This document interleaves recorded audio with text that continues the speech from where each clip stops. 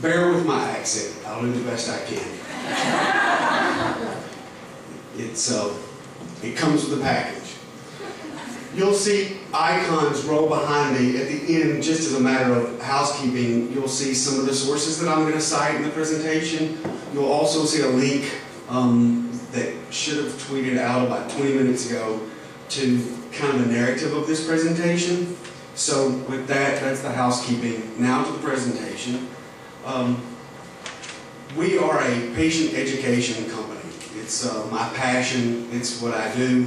Lucky for me, I've been able to create a career based on a passion of educating patients. In addition to that, I've been able to build a couple of companies around that concept. I brought gifts. I have a copy of the summary of this report that I'm sure most of you have already read, but it's something that we hand out daily to doctors to make sure that they know that this is important.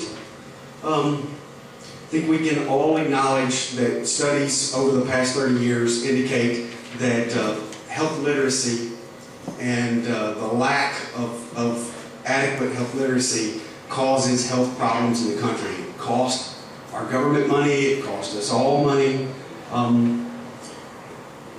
Also, I think it's fair to note, and the research shows, that despite the best efforts historically to educate patients, it's really been very self-serving. And I'll confess, we started our company providing product-specific patient education to patients. I'm sure you've all seen it. It's a pharma model where a patient goes into a doctor hands them a brochure, and the brochure is about, in our case, the new knee that the doctor thinks that they need to have put in their leg. We were able in 2004 to kind of alter that process to some degree with levels of customization for doctors and clinics.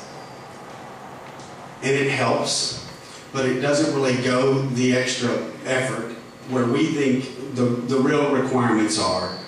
And I was just telling Meredith before I got up here, I don't go to a conference where I don't hear doctors talk about the need for patient education and the requirements and that they have to have it.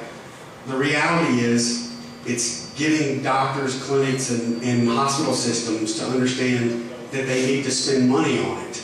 That's the problem. It's not necessarily that you can't create it, because we can create it, we have created it. It's the who should pay for it. There's a quote in one of the reports that's on the site that I think is perfect. Puts everything in perspective.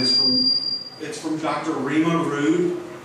He says, we have the audacity to say people have low literacy skills when our material is so poorly designed. If you've seen patient education materials that have been provided by pharma, industry organizations, and I don't mean to knock any specific organization, but American Academy of Orthopedic Surgeons. It's provided free to orthopedic surgeons. It's not good stuff. If you look at the materials that exist, that 87% of the marketplace is provided patient education at a cost by a company called Cranes.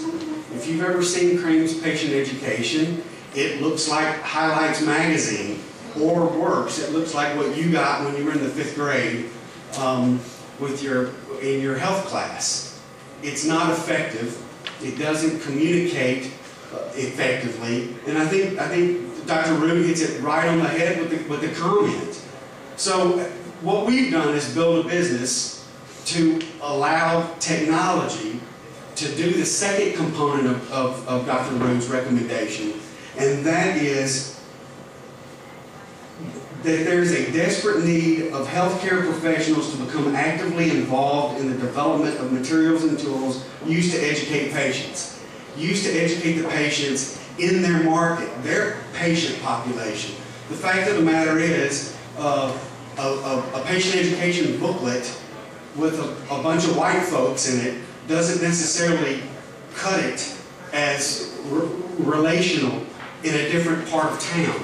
And we know this as communicators and marketers, and doctors and hospitals and clinics need to understand that to your point, you've got to go where the people are. You've got to speak in a language that the people can understand. Our technology allows that. I hope that you guys will take a look at the blog post that we have that details this, and read those reports and draw your own conclusions. And I'd love to hear your feedback if you come to the same conclusions that we have in terms of providing truly customized patient education at the patient population level, which is at the clinic and the hospital. Thank you.